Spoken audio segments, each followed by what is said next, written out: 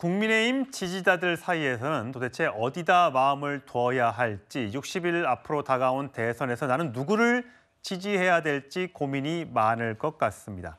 자, 지난 2017년이었죠. 박근혜 전 대통령 탄핵 이후에 치러진 조기 대선에서는 9명의 후보가 나왔었는데 과연 이번에는 몇 명이 출사표를 던질지 궁금합니다. 다음 주제 확인하시죠.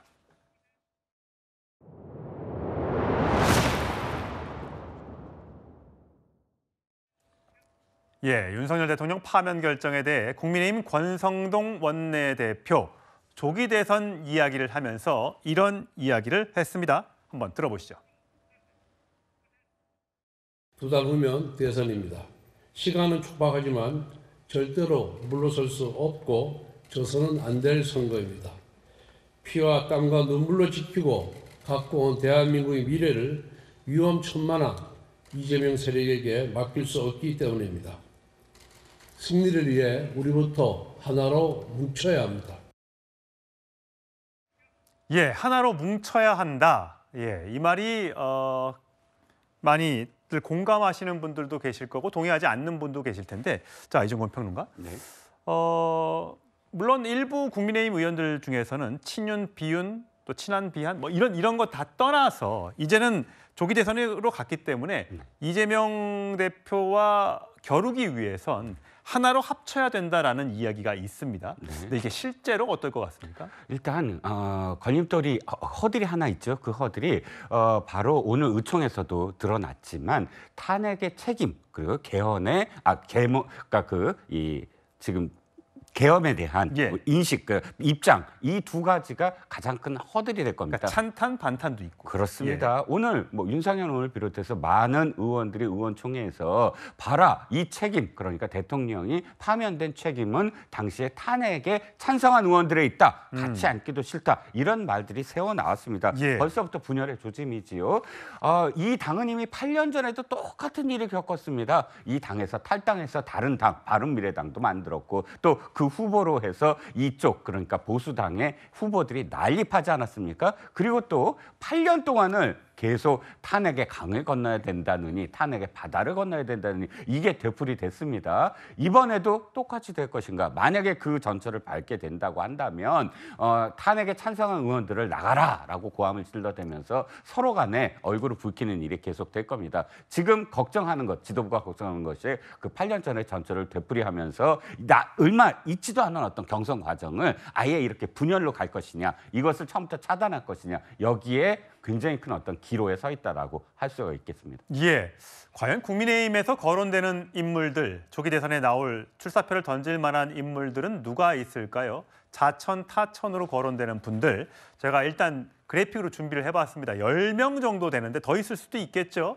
김문수 고용노동부 장관, 한동훈 전 대표, 안철수 의원, 유승민 전 원내대표, 홍준표 대구시장, 오세훈 서울시장, 원희룡 전 국토교통부 장관, 이철우 경북지사, 유정복 인천시장, 김태흠 충남지사까지 10명의 후보군이 거론이 되고 있습니다. 자, 강전혜 대변인. 어떠세요? 저 10명이 다 출마 가능성. 지금 보면 한동훈, 안철수, 유승민을 빼고는 대부분 다 과거의 지사 또는 뭐 시장 등등 현직, 전현직 그런 지자체장들이에요. 어떻게 될 걸로 보세요?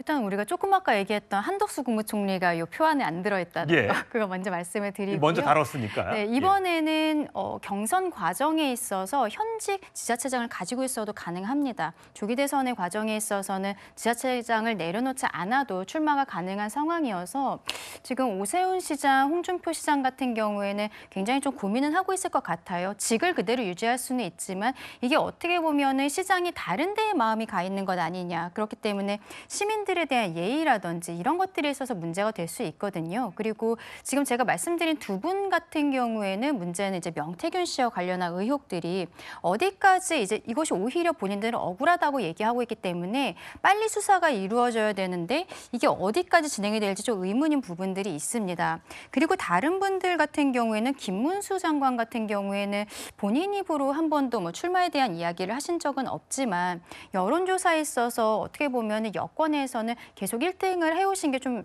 오랫동안 이게 지속이 되고 있는 상황이 있거든요. 그리고 대통령의 탄핵에 대해서 반대하시는 분들이 김문수 장관에 대해서 지지하는 모습들을 보여주고 있는데 대통령에 대한 탄핵 결정문이 오늘 그런데 8대 0으로 나왔습니다. 예. 만약에 한 분이나 두 분 정도의 헌법재판관이 다른 의견을 오늘 제시를 해주셨으면 모르겠습니다만 만장일치로 나온 상황에서 대통령과 어떻게 보면 괴를 같이 하는 분들이 어떠한 계속적으로 유권자들의 마음을 얻을 수 있을지도 좀 의문이 있어서 예. 본인 스스로도 고민이 좀 있지 않을까라고 생각을 하는데요. 예. 결과적으로는 아마 곧 이제 당 내에서 경선 레이스라든지 이런 일정에 대해서 공지가 나갈 것인데 그쯤에 등록은 하게 되겠지만 저는 일단 등록을 하지만 초반에 해처 모여가 있지 않을까. 말하자면 비슷한 이미지의 찬탄, 뭐 반탄 이런 쪽에서 비슷한 이미지의 몇 분은 서로를 지지 선언을 한다든지 이런 형태로 등록이 될 것으로 그렇게 생각을 합니다. 예.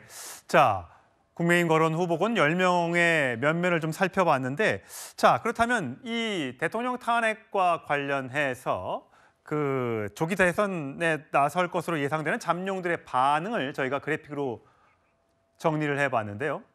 자, 서재원 부대변인 이렇습니다. 김문수 장관은 아픔 이겨내고 앞으로 나가자. 한동훈 전 대표 함께 고통 나누고 극복하자. 안철수 의원은 국민 통합향에 나가자. 유승민 전 의원은 탄핵 반대파도 보수 재건에 힘을 합쳐달라라는 입장을 발표했고 오세훈 서울시장이나 홍준표 대구시장, 원희룡 전 국토교통부 장관은 오늘 입장은 내지는 않았습니다. 자, 오늘 윤석열 대통령이 본인의 입으로 뭐 승복한다라는 메시지는 내지 않았습니다만 어쨌든 죄송하다 그러면서 이제 조기 대선에 대해서 국민의힘이 똘똘 뭉쳐서 승리해달라라는 메시지를 냈어요. 그렇다면 조기 대선 국면에서 윤 대통령이 어떻게 영향력을 발휘할 가능성이 있습니까? 아니면 오늘 8대 0으로 파면이 됐기 때문에 가능성이 낮아 보입니까? 그렇죠. 그 윤석열 대통령 취임 이후에 2년 반 동안 행한 행위로 봤을 때는 더 적극적으로 보이는 손으로 어떤 대선 후보를 점찍을 가능성도 있지만 지금 8대 0으로 본인의 입장에서는 굉장히 완패했단 말입니다. 그리고 이제 사법적인 어떤 그 대비도 해야 되기 때문에 그럴 처지가 되지 않겠다. 그리고 주변에서도 이 정도는 이제는 좀 내려놓을 필요도 있을 것 같다. 왜 보수 지지자들은 굉장히 오늘 고통스러운 날 그리고 대한민국도 사실 이런 어떤 비극적인 것이 두 번이지 않습니까? 그렇게 그에 대한 책임적인 부분도 있기 때문에 저는 기존에 행한 행위로서는 정말로 보이는 손해에서 대선에서 기여할 것으로 보지만 지금 상황에서는 주변에서 굉장히 만류할 것이다. 그리고 후보 자체도요. 이제 대선 후보 있으면 이제 윤심이 필요 없는 겁니다. 이제는 민심이거든요. 이제 탄핵 반대가 아니고 이제는 오직 민생입니다. 그 민생의 회복을 위해서 본인의 비전을 이제 말할 수밖에 없는 상황입니다. 60일 이후에 이제 대선 후보로 확정되고 대통령이 당선되려 하시는 분이면 이제는 윤심이 아니고 오직 민심이기 때문에 예전처럼 윤석열 전 대통령이 그렇게 하고 싶고 관여하고 하더라도 이제 통하지 않을 것이다. 저는 예. 그렇게 판단하고 있습니다. 자, 국민의힘 찬탄, 반탄으로 나뉠 수 있다는 얘기가 나오고 있죠. 자, 탄핵에 찬성했던 후보들의 목소리 준비했습니다. 좀 묻어갈 수도 있었어요. 계엄을 저지하는데 제가 앞장서지 않을 수도 있었죠. 만약 그날 계엄이 해제되지 않았으면 굉장히 많은 사람이 거리로 나갔을 거예요. 그 유혈 사태가 났을 것이죠. 그렇게 될 경우에는 대한민국이 70년, 80년간 이뤄온 성취는 완전히 끝나게 됩니다. 저는 그게 두려웠습니다. 뭐 굳이 진보, 중도, 보수 이렇게 따지자면 저는 중도는 물론이고 합리적인 진보까지도 포용하고 소화할 수 있는 그런 저는 보수 정당이 그게 건강한 보수 정당이다. 우리 당이 그렇게 되기 위해서 노력을 해왔고. 결국 여권에서는 이재명 대표를 누가 이길 수 있는 사람인가, 시대 과제 누가 해결할 수 있는 사람인가. 저는 정말로 자신이 있는 것이 저는 중도 확장성이 굉장히 넓다는 게 이미 증명이 돼 있습니다. 네. 예, 장윤 변호사. 네. 지금 보니까 저희가 탄핵 찬성파와 반대파로 일단 나눠 봤어요. 사실 오세훈 서울시장 같은 경우는 처음에 탄핵에 찬성했다가 또 반대로 돌아선 걸로 지금 파악이 되고 있습니다. 그래서 과연 탄핵 찬성파와 반대파가 조기 대선에서 서로 이제 맞붙게 됐을 경우 국민의힘의 당원들 또 여론조사도 할 테니까 네. 어떤 선택을 하게 될까요? 그러니까 이 국민의힘의 당원들의 그 강성은 이미 이 국면에서 확인이 된 것 같습니다. 윤석열 대통령을 지키고 보호하고 엄호하라는 거였어요. 그러니까 오세훈 시장 같은 경우에도 처음에는 탄핵을 찬성한다고 했다가 약간 입장을 바꿔서, 약간이 아니죠. 오히려 내가 탄핵에 찬성한 적이 있었냐? 탄핵 소추를 해서 법원 판단을 받아보란 취지였다라고, 이게 당심을 염두에 둔 발언으로 해석될 수밖에 없습니다. 왜 그랬을 것인가? 일단 당내 경선을 뚫기 위해서는 당심의 이 지지를 얻어야 되는데 굉장히 윤석열 대통령과 맞붙어 있거든요. 그런데 그 허들을 넘는다고 그러면 중도층, 중도 유권자층 확장성 가질 수 있겠습니까? 본선에 가서요. 이도저도 못하는 상황이 국민의힘 안에서 펼쳐지는 거죠. 한동훈 전 대표 같은 경우에도 계엄에 대해서 초반에는 명징한 메시지를 냈습니다. 그런데 중간에선 흐릿해지고 애매모호한 중간 선타기를 하는 거죠. 이를테면 윤석열 대통령 탄핵에 반대하는 이런 분들의 애국심은 존경한다라고 이야기를 합니다. 이게 이른바 당원들의 마음에 소구하려고 하면서 중도층 민심을 좀 괴리감을 가져가는 이도저도 아닌 전략을 이미 국민들이 봤기 때문에 저는 국민의힘에 결과적으로는 당내 경선뿐만 아니라 본선 경쟁력을 스스로 좀 잠식한 측면이 있다고 생각합니다. 예.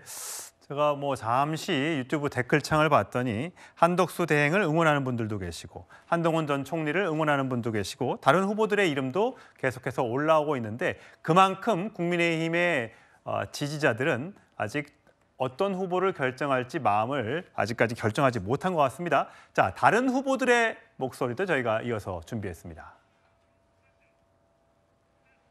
한 해 하나 탄핵이 된다 그러면 선거 직전이 되면 누가 과연 이 위험하고 불안한 야당 후보 이재명 후보를 이겨줄 수 있느냐에 초점이 맞춰질 거고요. 예. 자연스럽게 여론이 형성될 거라고 생각합니다. 걱정과 우려, 이런 우려들이 반영이 돼서 저한테 여론이 높은 것으로 나오는 것 같은데 저는 정말 너무 무겁고 가슴이 아픈 일입니다. 대통령을 그래도 잘 아시는 분으로서 계엄의 목적이 정말 무엇이라고 하면 홧김의 서방질이라고 그러지. 야당은 저래 힘들게 하고 한동훈이는 밑에서 자꾸 깐족대고 그러니까 대통령 입장으로서는 얼마나 속이 타겠어요. 예, 오늘 나온 갤럽 여론조사 하나를 소개해드릴까 합니다. 자, 이종건 평론가. 네네. 이재명 대표 34%로 압도적인 선두를 달리고 있고요. 네. 김문수 9, 한동훈 5, 홍준표 4, 오세훈 2 등의 순입니다. 다만 의견 유보가 38%나 된다는 거.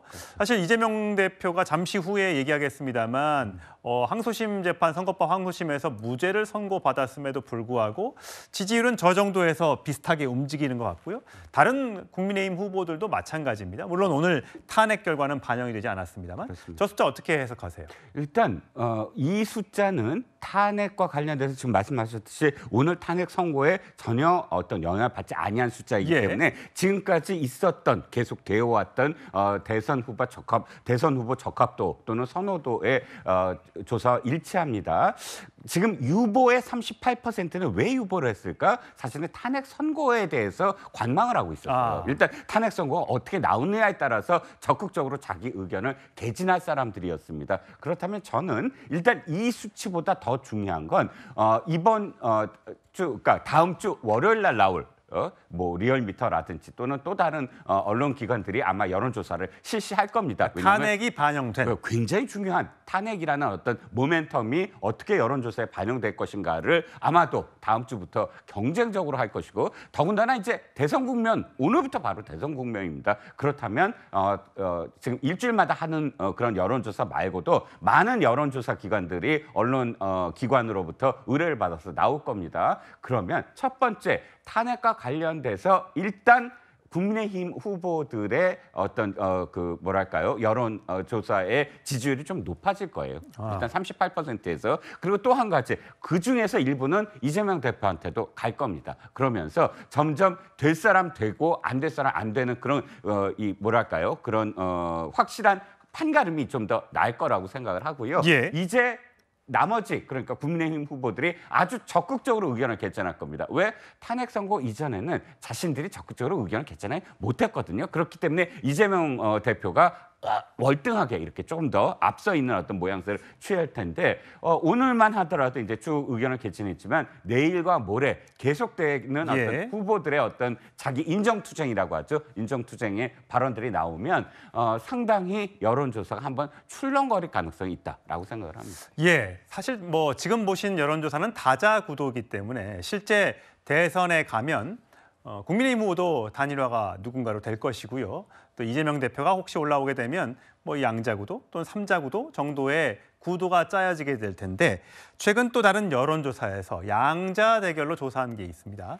자, 리얼미터 여론조사인데 3월 26일부터 28일까지 무선 ARS 100% 여론조사한 결과인데 자, 이재명 대 김문수 이렇게 붙으면 54, 오세훈과 붙으면 54, 홍준표 시장과 붙어도 54, 한동훈 전 대표와 붙어도 54. 이런 여론조사 결과가 있습니다. 물론 이거는 탄핵 선고 있기 전이고 이재명 대표의 2심 선고가 26일 날 있었으니까 그게 아마 직후에 반영된 것이라 숫자가 저렇게 나왔을 가능성이 있는데 어떠세요? 강준혜 대변인 보시기에는 뭐 물론 여론조사 결과마다 조금씩 다를 수는 있습니다만 저런 숫자가 나왔다는 거, 50%가 넘었다는 건 국민의힘 후보로서는 굉장히 어떻게 보면 좀 두려운 숫자라고 볼 수도 있을 것 같은데요. 그렇죠. 부담스러울 수밖에 없죠. 지금 이재명 대표가 4명의 후보를 상대로 다 54% 정도 수준으로 나왔다라는 것은 어쨌든 이재명 대표가 확고하게 지금 민주당에서는 다른 대선 후보를 찾기는 어려운 상황이라고 생각을 하는데 이재명 대표와 이 나머지 국민의힘 후보들 간의 격차가 저 정도 크다는 것은 아무래도 중도층 입장에서도 이재명 대표에게 조금 더 손을 들어준 것이 아니냐라고 생각을 할 수밖에 없는 것인데요.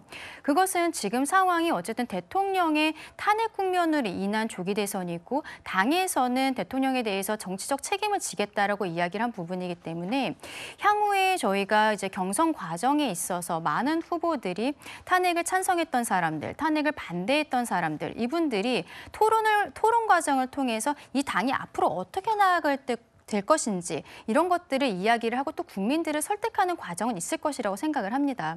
근데 그게 문제는 시간이 너무 짧다라는 거예요. 지금 오늘부터 60일 안에 대선이 이루어져야 되는 것이고 당내 경선도 4월 안에는 거의 마무리가 되어야 되는 상황이기 때문에 이 과정에 있어서 얼마나 충분한 대화를 나눌 수 있을 것인가, 우리가 얼마나 특히 중도층에게 소구할 수 있는 메시지가 나갈 수 있는 것인가가 문제가 있다라고 생각을 합니다. 결과적으로 이 부분에 있어서는 당에서 이런 경선 과정이라든지 대선 과정의 플랜을 짤 때 있어서 우리의 의견들을 충분히 특히 중도층에게 어필을 할 수 있는 이런 플랜을 짜야 된다고 생각을 합니다. 예. 아직까지 뭐 공식적으로 대선 출마 의사를 밝힌 사람은 이준석 개혁신당 의원 정도인데 자, 국민의힘에선 아마도 다음 주부터는 서서히 등장하는 사람이 생기겠죠. 홍준표 시장 곧 책을 낸다고 하고요. 홍준표 시장이 저희 유튜브 국회의사담에 나와서 이렇게 얘기한 적이 있습니다. 들어보시죠. 만에 하나 탄핵당선이 생기면 바로 사퇴해야죠. 떨어지면 대구시장 계속 하겠다. 난 그런 거 없어요. 이제 마지막이잖아. 예, 이제 마지막이잖아. 결국은 이번 등판을 마지막으로 이제 정치를 계속할지 말지 결정을 하겠다는 것 같은데 서재현 부대변인 보시기에는 요즘에 책을 쓰는 분들이 많아요. 한동훈 전 대표도 출간을 했었고요. 여러 사람들이 있습니다만 특히 이제 아까 탄핵에 찬성하는 분들, 유승민 전 원내대표나 한동훈 전 대표, 일부 보수 지지자들 사이에선 배신자다. 윤석열 대통령이 파면된 거는 그 두 사람 등등의 탓이다라고 주장하시는 분들이 계시거든요. 그 프레임을 극복할 수 있을까요? 극복하려고 노력을 하겠지만 쉽지는 않죠. 시간적 여유도 있는 것이고 지금 보수 지지자들은 지금 굉장히 자존심이 많이 상하셨거든요. 그 상한 것은 지금 홍준표 시장을 포함해서 소위 말하는 잠룡이라는 후보들이 이 줏대가 없는 겁니다. 기준이. 그래서 김문수 장관처럼 정말 나는 탄핵에 반대했다. 그리고 끝까지 나는 막았을 것이다. 하면서 일관된 메시지를 내시거든요. 그러니까 사심이 없어 보이는 겁니다. 그러나 다른 후보들 같은 경우는 다 사심이 있는 거예요. 홍준표 시장을 포함해서 다 각자 지자체장들이 본인이 당대표, 대선 후보로 있지만 그 이후에 떴던 정치적 행보 꼭 디딤돌로 삼으려고 하는 것이 아니냐. 이런 의심을 하기 때문에 보수 지지자들은 그 배신자라는 이름 석자로 이렇게 프레임을 짓지만 그 이면을 보면 보수를 지지하는 우리들의 마음을 알아달라. 즉 헌법 소호를 떠나서라도 보수는 보수 후보답게 좀 일관성 있게 당당하게 이렇게 해야 되는 것인데 본인의 정치적 목적에 따라서 탄핵을 찬성했다가 반대했다가 윤석열 대통령을 비난하다가 또 찬성했다가 이런 갈짓자 행보에 대해서는 보수 지지자는 굉장히 경멸합니다. 네. 예. 정치평론가시니까 이종근 평론가 보시기에는 지금 거론되고 있는 여러 명의 그 국민의힘 후보들 중에 강점과 약점을 간단하게 정리하면 어떨 것 같으세요? 일단 주류와 비주류를 한번 나눠봐야 될 것 같아요. 그러니까 우리가 지금 탄찬찬하고 반탄하고 예. 이렇게 구분하지만 결국은 돌아보시면 알겠지만 정권이 승계되는 과정은 비주류에서 대통령이 됩니다. 이를테면 김대중 대통령에서 노무현 대통령으로 갈 때 노무현 후보는 사실 굉장히 비주류였어요. 예. 주류는 이인재 후보가 주류였고요. 근데 비주류가 왜 비주류가 되느냐?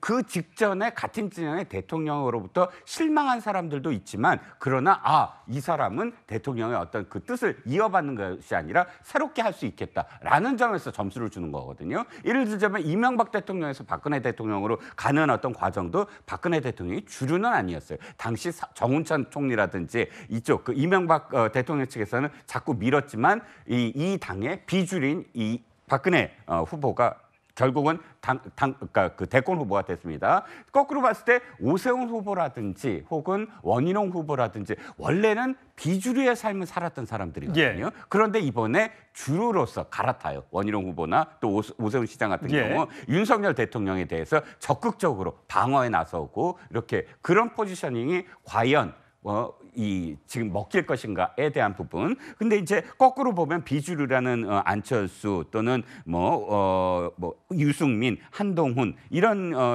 이런 후보들을 봤을 때 당원들의 어떤 지지를 받을 수 있을 것이냐, 당내 어떤 그 취약한 부분들을 예. 넘어설 수 있을 것이냐, 50%거든요. 예. 그러니까 아까 주류라고 얘기했던 오세훈이나 홍준표나 혹은 또 이제 그 원희룡이나 이분들은 당원의 지지는 받을 수 있는데 다만 실질적으로 그 국민들의 어떤 50%의 지지를 받을 수 있을 거네. 이런 서로 간에 예. 장단점이 있을 수가 있죠. 예. 여러 가지 후보들 간에 장단점이 있을 텐데 그 장점을 극대화하고 단점을 최소화하는 방향으로 캠페인을 펼치겠죠. 과연 이 많은 10명이 넘는 잠룡들 중에서 어떤 사람들이 나올 것이고 또 어떤 사람들이 예선을 통과해서 본선까지 갈 것이며 최종 후보로 낙점이 될지 아직 한 달도 채 시간이 남지 않았습니다.